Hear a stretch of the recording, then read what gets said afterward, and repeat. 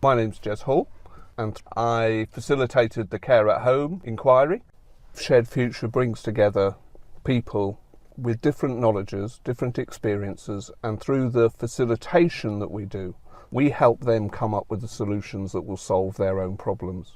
Whether they're a commissioner struggling with the complexity of the public sector budget, whether they're somebody living in a rural location or an inner city area without many resources, feeling isolated and alone. We bring people together and through that co-create better solutions to intractable problems.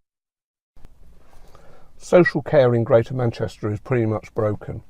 There are many older people who are being bed blocked in hospital, who are living in isolation and loneliness, and somehow, despite all the money that's going into these services, there seems to be a failure to really listen to what is important to the individual and then put in place the infrastructure that will allow them to stay at home safely. So we wanted to do this inquiry really to try and affect how commissioning of health services, that's hospitals and GPs, are being funded.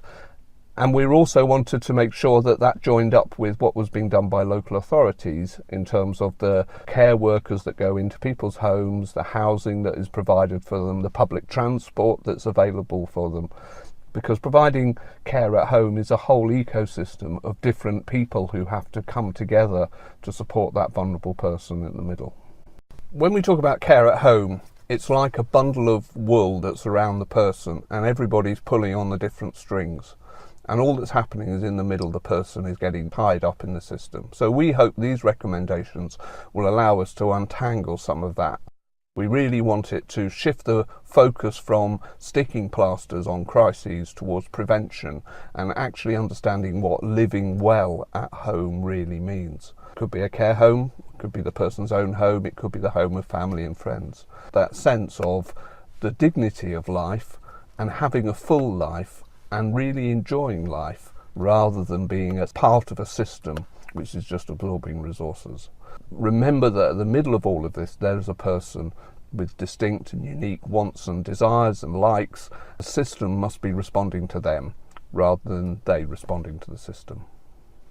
Challenge into Care at Home was an inquiry into what it would take for people to be able to live well at home for as long as they choose. We started through recruiting people who work within the NHS and within social care who had a professional interest in care at home, and we brought them together to deliberate over 6 evenings about the question, the challenge that had been set, what would it take for people to live well at home for as long as they choose.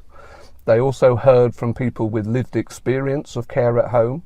And then through a facilitated set of conversations, we came up with 12 compelling recommendations to enable people to live safely, well and happily at home for as long as they choose.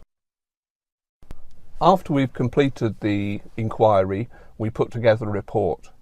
It's really important that we don't interpret what went on in the inquiry. We really only report the words of the participants. What we do describe is the process by which they came to their 12 recommendations. So we will describe the sessions that ran, the commentators that they heard from, the questions they asked the commentators.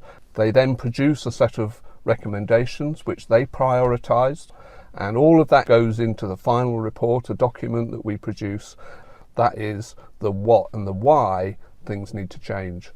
At the launch event, we present those recommendations and people then start to discuss the how they might be implemented.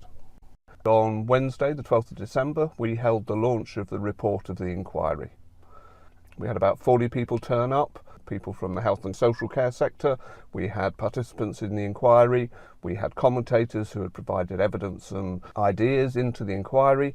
And we had a really participatory workshop where we looked through all the recommendations and came up with additional ideas about how those recommendations could be implemented. We started off with a presentation from Mark Fitton, who's a Director of Adult Social Services for Stockport Council, talking about what the Health and Social Care Partnership that is trying to transform care at home is doing themselves. And then following that, we had all of the participants who had been involved in the inquiry reading out the 12 recommendations. When people came together, they sat at tables of around 10 people, and they each tackled one of the themes that we had raised, and for each recommendation they were thinking through who needs to be involved in this, what resources are needed, and resources is not just money but it's time and skills and passion, who needs to lead on it in order to affect change, and most importantly, how can everybody get involved in solving this problem. But what was really apparent was that people were spending a lot of time telling their stories, because everybody's got a story of a family member who needs care at home. So it was really great to see the emotional interaction between people, as well as people working towards some set of goals, some set of outcomes, some set of recommendations that could really be implemented. One of the things the system's really keen on at the moment is social prescribing. That is GPs prescribing activities for people to keep them well. But unless there are resources going to the groups that are providing those activities, it's just social pointing at stuff.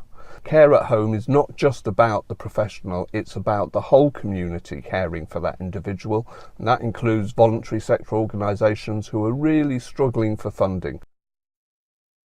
We can't keep providing the services in the way that we want. We can't afford them. It can cost £1,000 a day to keep somebody in hospital.